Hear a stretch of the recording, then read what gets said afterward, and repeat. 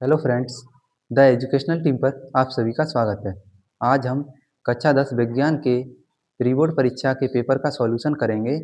जो भी छात्र क्लास 10th में हैं उनके लिए ये वीडियो काफ़ी इम्पोर्टेंट होने वाला है। तो आइए वीडियो स्टार्ट करते हैं। सबसे पहले हम सामान्य निर्देश पढ़ेंगे। खंड का ख ग के उत्तर OMR शीट पर दीजिए। दूसरा निर्देश है खंड घ ङ च के उत्तर उत्तर पुस्तिका पर लिखिए। तो आइए खंड का से स्टार्ट करते हैं। खंड का बहुविकल्पी प्रश्न है। क्वेश्चन नंबर 1 है, एक टेस्ला बराबर होता है। तो देखिए, एक टेस्ला बराबर होता है 1 वेबर पर मीटर स्क्वायर। देखिए फाई बराबर क्या होता है, B क्रॉस A। तो ये टेस्ला है, ये चुंबकीय तीव्रता का मात्रक है, फाई यहाँ फ्लक्स है और ए एरिया है। तो जब ए इधर आएगा तो B बराबर फाई अपॉन ए हो जाएगा। क्या हो जाएगा, B बराबर फाई अपॉन ए। तो देखिए फाई का मात्रक होता है वेबर और ए का मीटर स्क्वायर। तो ये चुंबकीय क्षेत्र की तीव्रता का मात्रक क्या हो जाएगा, 1 वेबर पर मीटर स्क्वायर। चलिए आगे देखते हैं। क्वेश्चन नंबर 2 विद्युत आवेश का मात्रक है। अब देखिए, ये जूल है, ये ऊर्जा का या कार्य का मात्रक है। कूलाम, ये विद्युत आवेश का मात्रक है। ऑप्शन नंबर ब सही है। वोल्ट है, ये विभवांतर का मात्रक है। एम्पियर धारा का मात्रक है। आगे चलते हैं। क्वेश्चन नंबर 3 निम्नलिखित में से कौन लेंस बनाने के लिए प्रयुक्त किया जा सकता है। ऑप्शन अ में क्या दिया है, जल, कांच, प्लास्टिक। तो इसका सही आंसर क्या हो जाएगा, ऑप्शन नंबर द ये सभी, यानी कि इन सभी के द्वारा लेंस बनाया जाता है। आगे देखिए क्वेश्चन नंबर 4 एक लेंस की फोकस दूरी 20 सेंटीमीटर है, इसकी क्षमता होगी। तो देखिए फॉर्मूला क्या होता है क्षमता निकालने का, D बराबर 1/f। यहाँ D लेंस की क्षमता है, F फोकस दूरी है। लेकिन ये फोकस दूरी यहाँ पे क्या किस में होनी चाहिए, मीटर में। अगर हम इसे सेंटीमीटर में बदलेंगे, क्योंकि यहाँ फोकस दूरी सेंटीमीटर में दी है, तो फॉर्मूला हो जाएगा 100/f। ये आ जाएगी फोकस दूरी सेंटीमीटर में, तो बराबर 100/20। तो लेंस की क्षमता यहाँ से कितनी आ जाएगी, 5 डाईऑप्टर। तो इसका ऑप्शन नंबर द करेक्ट है। आगे देखते हैं क्वेश्चन नंबर 5 किसी वस्तु का अवतल लेंस द्वारा बना प्रतिबिंब सदैव होता है। तो ऑप्शन आ में क्या दिया है, आभासी सीधा बड़ा, ब में आभासी सीधा व छोटा, स में आभासी उल्टा व छोटा, और ऑप्शन द में क्या दिया है, आभासी उल्टा व बड़ा। तो इसका सही आंसर क्या हो जाएगा, ऑप्शन नंबर ब, आभासी सीधा व छोटा।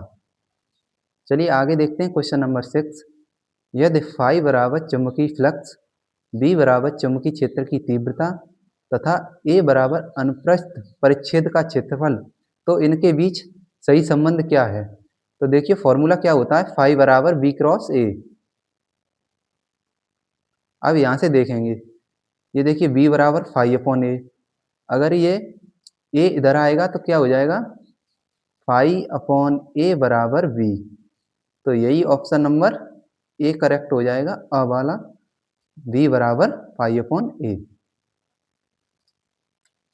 चलिए नेक्स्ट देखते हैं क्वेश्चन नंबर 7 निम्नलिखित में से सही कथन है। ऑप्शन अ में क्या दिया है, निकट दृष्टि वाला व्यक्ति दूर की वस्तुओं को स्पष्ट देख सकता है। ब में क्या दिया है, दूर दृष्टि वाला निकट की वस्तुओं को स्पष्ट देख सकता है। स में निकट दृष्टि वाला व्यक्ति पास की वस्तुओं को स्पष्ट देख सकता है, और द में दूर दृष्टि वाला व्यक्ति दूर की वस्तुओं को स्पष्ट नहीं देख सकता। तो देखिए ये क्या होता है, जिस व्यक्ति को निकट दृष्टि दोष होता है वो निकट की वस्तु तो साफ साफ देख सकता है, लेकिन दूर की वस्तु उसे साफ साफ दिखाई नहीं देती। तो इसका ऑप्शन नंबर स करेक्ट हो जाएगा, निकट दृष्टि वाला व्यक्ति पास की वस्तुओं को स्पष्ट देख सकता है। अब देखते हैं खंड खा, जो कि रसायन विज्ञान है। क्वेश्चन नंबर 8 एल्केनों का सामान्य सूत्र है। तो देखिए एल्कीनों का सामान्य सूत्र क्या होता है, CnH2n+2। तो इसका ऑप्शन नंबर अ करेक्ट हो जाएगा। ये CnH2n ये एल्कीन का सामान्य सूत्र होता है, तो ये एल्कीन का है ब। और CnH2n-4, यहाँ पे देखिए CnH2n-2 ये होता है एल्काइन का फॉर्मूला, और ये C2H4 ये क्या है, एल्कीन। चलिए आगे देखते हैं क्वेश्चन नंबर 9। लेड नाइट्रेट का रासायनिक सूत्र है। तो लेड नाइट्रेट का रासायनिक सूत्र होता है PbNO3 का होल ट्वाइस। ऑप्शन नंबर ब सही है। आगे देखते हैं क्वेश्चन नंबर 10। एल्यूमिनियम का प्रमुख अयस्क है। तो एल्यूमिनियम का प्रमुख अयस्क क्या होता है, bauxite. Option number the correct है। आगे देखते हैं क्वेश्चन नंबर 11। सल्फ्यूरिक अम्ल में अम्लीय हाइड्रोजन परमाणुओं की संख्या है। तो सल्फ्यूरिक अम्ल का फॉर्मूला क्या होता है, H2SO4। अब देखिए यहाँ अम्लीय हाइड्रोजन की संख्या कितनी है, 2। तो ऑप्शन नंबर अ करेक्ट है। आगे देखते हैं क्वेश्चन नंबर 12। निम्नलिखित में से किस कार्बनिक यौगिक में कीटोनिक समूह उपस्थित है। अब देखिए इस कार्बनिक यौगिक में कौन सा समूह है, ये COOH, इसे कहते हैं कार्बोक्सिलिक समूह। यहाँ देखिए ये CO, इसे ही हम कीटोनिक समूह कहते हैं। तो ऑप्शन नंबर ब करेक्ट हो जाएगा। ये देखिए CHO, इसे क्या कहते हैं, एल्डिहाइड समूह, और ये COOH ये कार्बोक्सिलिक समूह है। आगे देखते हैं क्वेश्चन नंबर 13। चूने के पत्थर के ऊष्मीय अपघटन के फलस्वरूप प्राप्त होने वाला ठोस पदार्थ क्या है। तो इसका करेक्ट आंसर क्या हो जाएगा, ऑप्शन नंबर अ CaO कैल्शियम ऑक्साइड। चलिए खंड ग देखते हैं जो कि जीव विज्ञान से संबंधित होता है। Question number 14। मनुष्य के हृदय में कोष्ठों की संख्या होती है। तो इसका सही आंसर क्या हो जाएगा, ऑप्शन नंबर द 4। आगे देखते हैं क्वेश्चन नंबर 15। पादपों में जाइलम उत्तरदायी है। तो देखिए भोजन के वहन हेतु क्या उत्तरदायी होता है, फ्लोएम। और ऑक्सीजन के वहन हेतु, तो यहाँ ऑप्शन क्या करेक्ट हो जाएगा, जल के वहन हेतु क्या उत्तरदायी होता है, जाइलम। जाइलम जल के वहन हेतु और भोजन के वहन हेतु फ्लोएम। आगे देखते हैं क्वेश्चन नंबर 16। सूर्य की अल्ट्रावायलेट किरणों को पृथ्वी पर पहुंचने से रोकती है। तो कौन सी परत रोकती है, ओजोन परत। ऑप्शन नंबर ब करेक्ट है। आगे देखते हैं क्वेश्चन नंबर 17। आनुवंशिकी का गुणसूत्र सिद्धांत प्रस्तुत किया। तो ये आनुवंशिकी का गुणसूत्र सिद्धांत किसने प्रस्तुत किया, ऑप्शन नंबर स करेक्ट है, वॉल्टर ए सटन ने। चलिए नेक्स्ट देखते हैं क्वेश्चन नंबर 18। एक पुष्प के स्त्री केसर के मध्य भाग को कहते हैं। तो इसका करेक्ट आंसर हो जाएगा ऑप्शन नंबर ब वर्तिका। आगे देखते हैं क्वेश्चन नंबर 19। पारतंत्र में ऊर्जा का प्राथमिक स्रोत है। तो इसका करेक्ट आंसर क्या हो जाएगा, ऑप्शन नंबर अ सूर्य का प्रकाश। चलिए नेक्स्ट देखते हैं क्वेश्चन नंबर 20। यकृत स्रावित करता है। तो यकृत क्या स्रावित करता है, पित्तरस। Option number the correct. चलिए नेक्स्ट देखते हैं खंड घ। यहाँ से वर्णनात्मक प्रश्न शुरू होते हैं जिनके उत्तर हमें कॉपी पर देने होते हैं लिखित में। आइए देखते हैं क्वेश्चन नंबर 21। फ्लेमिंग के बाएं हाथ का नियम क्या है। तो देखिए फ्लेमिंग के बाएं हाथ का नियम क्या होता है, जैसे यदि हम अपने बाएं हाथ के अंगूठे तथा उसके पास वाली 2 उंगलियों को इस प्रकार फैलाएं कि तीनों परस्पर लंबवत हों। ये अंगूठा है, ये उसके पास वाली उंगली है, और ये उसके बगल वाली उंगली। तो इस प्रकार फैलाएं कि तीनों परस्पर लंबवत हों।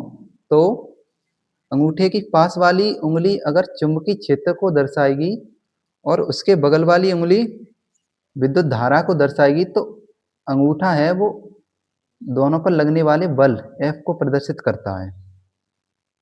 ठीक है, चालक पर लगने वाले जो चालक तार होता है उस पर लगने वाले बल को प्रदर्शित करता है। यही फ्लेमिंग के बाएं हाथ का नियम है। तो देखिए इसे एक बार देख लेते हैं किस प्रकार लिखेंगे। यदि हम अपने बाएं हाथ का अंगूठा तथा उसके पास वाली अंगुलियों को इस प्रकार फैलाएं कि तीनों परस्पर लंबवत हों, तब यदि अंगूठे के पास वाली अंगुली चुंबकीय क्षेत्र की दिशा B तथा दूसरी अंगुली विद्युत धारा I की दिशा को प्रदर्शित करे तो अंगूठा चालक पर लगने वाले बल F की दिशा बताएगा। ये हमें इस प्रकार लिखना है। ये काफ़ी इम्पोर्टेंट क्वेश्चन है बोर्ड एग्जाम के लिए। चलिए नेक्स्ट देखते हैं क्वेश्चन नंबर 22। प्रकाश का वर्ण विक्षेपण क्या है? उचित चित्र द्वारा प्रकाश के वर्ण विक्षेपण को समझाइए। तो देखिए प्रकाश का वर्ण विक्षेपण क्या होता है? श्वेत प्रकाश किरण का अपने अवयवी रंगों की प्रकाश किरणों में विभाजित होना क्या कहलाता है? प्रकाश का वर्ण विक्षेपण। जैसे श्वेत कोई प्रकाश की किरण है, वो किसी प्रिज्म के द्वारा गुजरेगी जब, तो वो अपने अवयवी रंगों में विभाजित हो जाती है। देखिए इस प्रकार ये प्रिज्म से जैसे ही निकलेगी तो ये श्वेत प्रकाश की किरण है। जैसे ये प्रिज्म से गुजरेगी तो ये अपने अवयवी रंगों में विभाजित हो जाएगी। विवग्योर, देखिए विवग्योर VIVGYOR,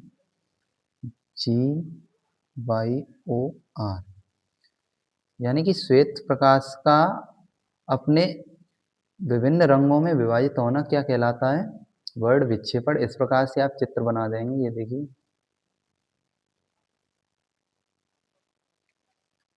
ये वॉयलेट, इंडिगो, ये क्या होता है आपका? ब्लू, ग्रीन, येलो, ऑरेंज और रेड। आगे देखते हैं क्वेश्चन नंबर 23। 15 सेंटीमीटर फोकस दूरी का कोई अवतल लेंस किसी बिंब का प्रतिबिंब लेंस से 10 सेंटीमीटर की दूरी पर बनाता है। बिंब लेंस से कितनी दूरी पर स्थित है? किरण आरेख खींचिए।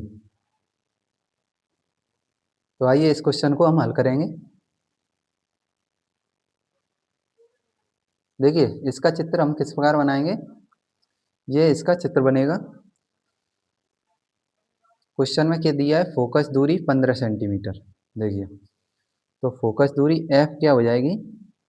-15 सेंटीमीटर, क्योंकि अवतल लेंस की फोकस दूरी नेगेटिव होती है।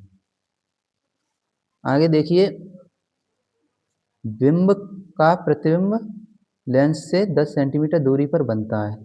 जो प्रतिबिंब है वो 10 सेंटीमीटर की दूरी पर बनता है। ये देखिए A' B' ये प्रतिबिंब बना है, तो प्रतिबिंब B दूरी जो V हो जाएगी वो हो जाएगी हमारी -10 सेंटीमीटर।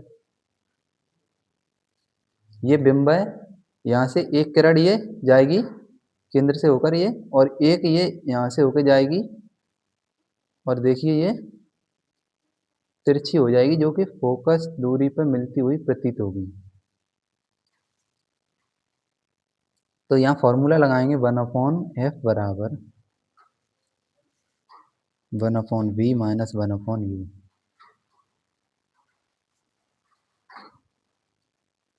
1/f की जगह क्या रखेंगे? -15 बराबर v की जगह 1/-10 माइनस 1/u। ये हमें बिंब दूरी हमें निकालनी है।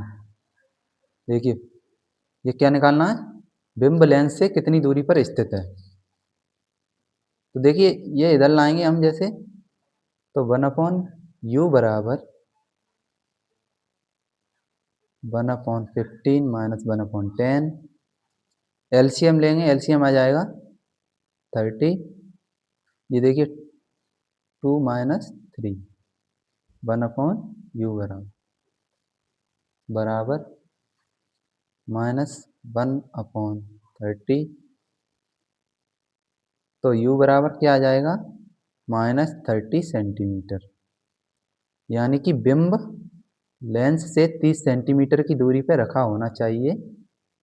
यही हमारा आंसर है। आगे देखते हैं क्वेश्चन। निकट दृष्टि दोष से आप क्या समझते हैं? इसको कैसे दूर किया जा सकता है? किरण आरेख भी खींचिए।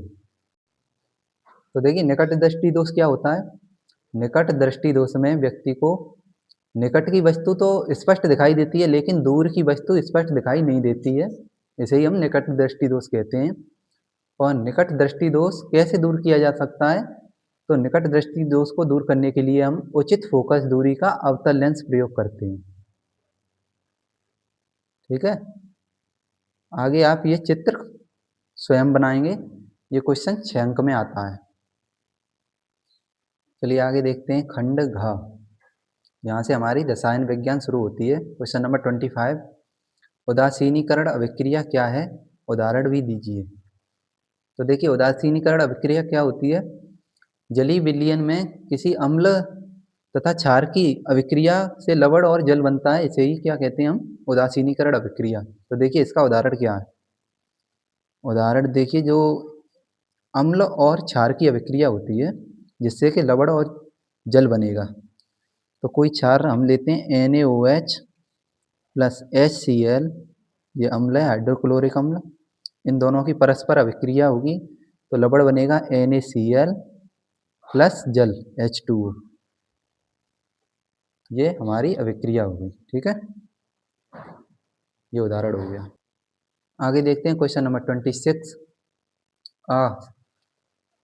निम्नलिखित यौगिकों के IUPAC नाम लिखिए। ये एक यौगिक दिया है, इसका हमें IUPAC नाम लिखना है। तो देखिए इसे हम कैसे लिख सकते हैं, CH3 CH2 CHO, इसे इस प्रकार भी लिखा जा सकता है, ठीक है। तो इसका IUPAC नाम कैसे करेंगे, नामकरण करेंगे तो नंबरिंग करेंगे 1 2 3।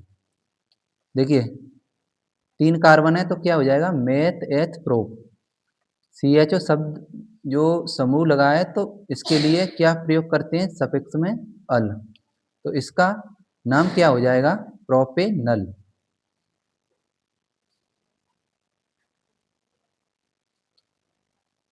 आगे देखते हैं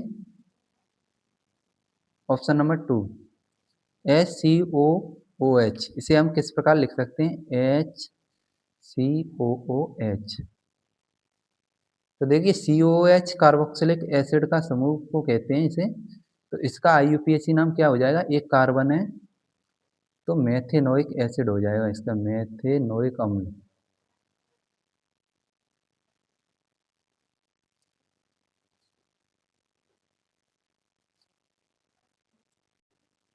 आगे देखते हैं क्वेश्चन नंबर 12, पीतल के अवयवों के नाम लिखिए व प्रतिशत भी लिखिए। तो देखिए जो पीतल होता है वो किस किस से मिलकर बना होता है, पीतल तांबा और जस्ता जिंक, तांबा यानी कि कॉपर और जस्ता से मिलकर बना होता है, Zn।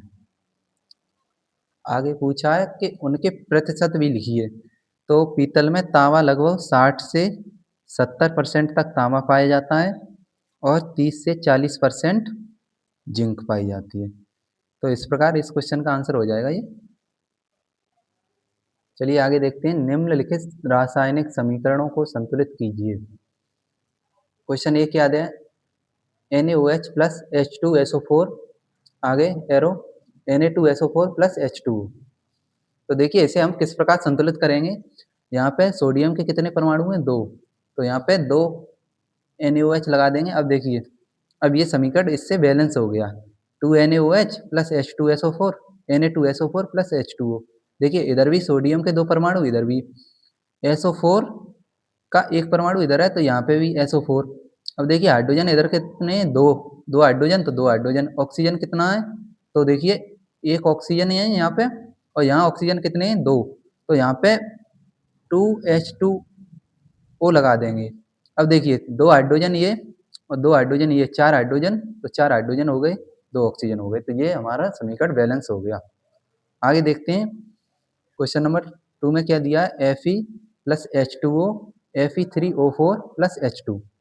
अब देखिए इधर Fe के परमाणु कितने, 3, इधर कितना, 1, तो इसको भी हम 3 कर देंगे तो 3Fe। अब आगे देखते हैं ऑक्सीजन कितनी है, यहाँ 4, यहाँ ऑक्सीजन का 1 परमाणु है तो ऑक्सीजन को बैलेंस करेंगे, यहाँ 4 लगा देंगे। अब देखिए 4 ऑक्सीजन हो गए, अब हाइड्रोजन कितने बन गए यहाँ पे, 8, 4 दूनी 8, यहाँ हाइड्रोजन कितने हैं, 2, तो यहाँ 4 से मल्टीप्लाई कर देंगे। अब देखिए ये समीकरण बैलेंस हो गया। आगे देखते हैं question number 3, C6H12O6 plus O2 CO2 plus H2O। अब देखिए यहाँ कार्बन के कितने हैं, 6 परमाणु, इधर कार्बन कितना है, 1, तो इसे कार्बन को बैलेंस करेंगे तो कितना हो जाएगा 6। आगे देखते हैं ऑक्सीजन कितने हैं 6 और 2 8। इधर कितने हो गए 12 और 1 13। अब देखिए इसे किस प्रकार बैलेंस करेंगे, तो यहाँ पे 12 कर लेंगे 6 से गुणा करके, 6 दूनी 12 ये हो गए। आगे देखते हैं ऑक्सीजन इधर कितने हैं, वो हाइड्रोजन 12, यहाँ कितने हैं 2। तो हाइड्रोजन बैलेंस करने के लिए किससे मल्टीप्लाई करेंगे 6 से। तो 12 हाइड्रोजन इधर, 12 हाइड्रोजन इधर। ऑक्सीजन एक बार देख लेते हैं, 6 और 12 18, 6 और 12 18। ऑक्सीजन भी बैलेंस हो गई। आगे देखते हैं next question, question number 4। BaCl2 plus H2SO4, BaSO4 plus HCl। तो देखिए यहाँ किस प्रकार बैलेंसिंग करेंगे। देखिए वेरियम तो यहाँ बैलेंस है, एक एक है, SO4 सिंगल है, ठीक है। आगे देखते हैं क्लोरीन के इधर 2 परमाणु हैं, यहाँ क्लोरीन 1 है, तो क्लोरीन बैलेंस करने से 2 का मल्टीप्लाई करेंगे इधर। तो अब देखिए आगे SO4 सिंगल है इधर, इधर भी, तो ये इस प्रकार समीकरण बैलेंस हो गया। आगे देखते हैं question number 5। H2O H2 plus O2। देखिए यहाँ हाइड्रोजन के 2 परमाणु हैं, इधर भी 2, हाइड्रोजन बैलेंस है। यहाँ ऑक्सीजन 1 है, हाइड्रोजन 2 हैं, तो किस प्रकार बैलेंसिंग करेंगे।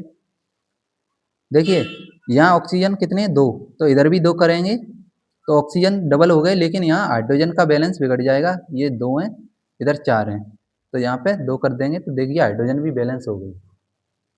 आगे देखते हैं question number 6। N2 plus H2 NH3। देखिए यहाँ हाइड्रोजन 3 इधर 2, तो देखिए हाइड्रोजन बैलेंस किस प्रकार करेंगे हम, यहाँ पे इधर कर दो 2 से मल्टीप्लाई, इधर कर दो 3 से मल्टीप्लाई। अब देखिए 3 दूनी 6 और यहाँ 2 तिया 6, तो हाइड्रोजन बैलेंस हो गई। इस प्रकार ये हम बैलेंसिंग कर लेंगे। आगे देखते हैं खंड 4 जो कि जीव विज्ञान है, क्वेश्चन नंबर 28। आ लार में कौन सा एंजाइम पाया जाता है, तो इसका उत्तर क्या हो जाएगा एमाइलेज, या हम इसको लिख सकते हैं टाइलिन। ये लार में पाए जाने वाला एंजाइम है। आगे देखते हैं विश्व पर्यावरण दिवस कब मनाया जाता है, तो विश्व पर्यावरण दिवस मनाया जाता है 5 जून को। चलिए नेक्स्ट देखते हैं क्वेश्चन नंबर 7। आनुवांशिक पदार्थ का वाहक कौन होता है, तो आनुवांशिक पदार्थ के वाहक होते हैं जीन्स, जीन, ठीक है। आगे देखते हैं नेक्स्ट क्वेश्चन, क्वेश्चन नंबर 10। किस अंतःस्रावी ग्रंथि को मास्टर ग्रंथि कहते हैं, तो ये होती है पीयूष ग्रंथि को हम क्या कहते हैं मास्टर ग्रंथि, पीयूष ग्रंथि, इसे हम कहते हैं मास्टर ग्रंथि। आगे देखते हैं क्वेश्चन नंबर 29। ऐच्छिक और अनैच्छिक क्रियाएं क्या हैं, प्रत्येक को उदाहरण द्वारा स्पष्ट कीजिए। तो देखिए ऐच्छिक पेशियां किसे कहते हैं, क्रियाएं किसे कहते हैं, हमारी ऐसी क्रियाएं जो हमारी इच्छा के अनुसार होती हैं उन्हें ऐच्छिक क्रियाएं कहते हैं। और अनैच्छिक क्रियाएं किसे कहते हैं, जो हम अपनी इच्छा के अनुसार नहीं कर सकते उन्हें अनैच्छिक क्रियाएं कहते हैं। आगे देखिए क्वेश्चन नंबर 30। तंत्रिका कोशिका का नामांकित चित्र बनाइए, तो ये चित्र आप लोग बनाएंगे खुद से। आगे देखते हैं क्वेश्चन नंबर 31। प्रकाश संश्लेषण क्या है, प्रयोग द्वारा दिखाइए कि प्रकाश संश्लेषण में ऑक्सीजन गैस निकलती है। तो देखिए प्रकाश संश्लेषण किसे कहते हैं, जो हरे पेड़ पौधे होते हैं वो सूर्य के प्रकाश से कार्बन डाइऑक्साइड और जल ग्रहण करके अपना भोजन बनाते हैं। इस प्रक्रिया को क्या कहते हैं, प्रकाश संश्लेषण। इसकी हम रासायनिक समीकरण यहाँ पे लिखते हैं, देखिए 6CO2 प्लस 6H2O प्लस सूर्य का प्रकाश, ये सभी ग्रेड करके पेड़ पौधे। आगे देखिए यहाँ हम तीर लगाएंगे, क्या बनाएंगे, glucose C6H12O6 plus oxygen gas बनाते हैं 6O2। इस प्रकार से ये रासायनिक समीकरण आप लोग लिख देंगे। ये समीकरण काफ़ी इंपॉर्टेंट है, इस समीकरण को आप लोग याद भी कर लेंगे, ये बोर्ड परीक्षा में लगभग हर बार आता है ये क्वेश्चन। आगे देखते हैं अथवा में आप क्या कर सकते हैं, मानव के मादा जनन तंत्र का सचित्र वर्णन कीजिए, तो ये चित्र आप लोग स्वयं बनाएंगे। तो इस वीडियो को हम यहीं पे समाप्त करते हैं। अगर ये वीडियो आपको अच्छा लगा हो तो वीडियो को लाइक कीजिए, शेयर करें तथा चैनल को सब्सक्राइब करना ना भूलें। धन्यवाद।